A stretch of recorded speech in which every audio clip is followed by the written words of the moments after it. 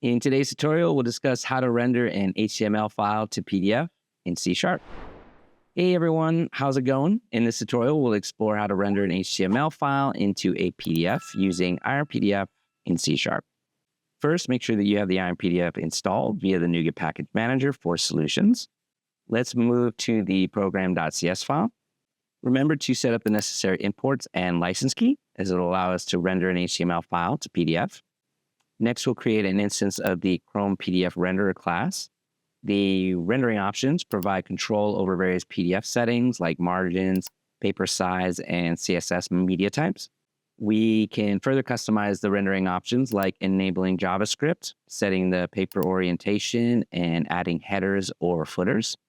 We also added a 5-second delay using render delay parentheses 5,000 to ensure all dynamic content like JavaScript fully loads before generating the PDF.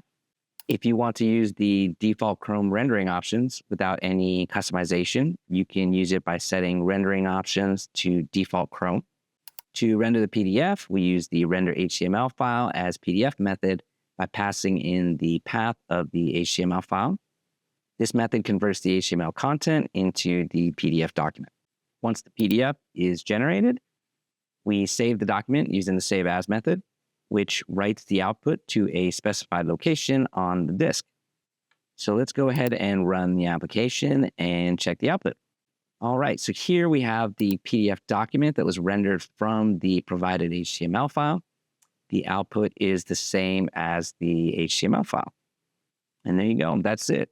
You've successfully rendered an HTML file to PDF using IronPDF. You can explore additional customization options to fine-tune the output based on your exact requirements.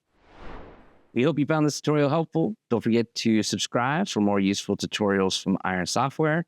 And to get started with IronPDF, go ahead and sign up for a trial on the site. Continue to download and install the package. Experience the power of the software firsthand. Link is below in the description. Check it out.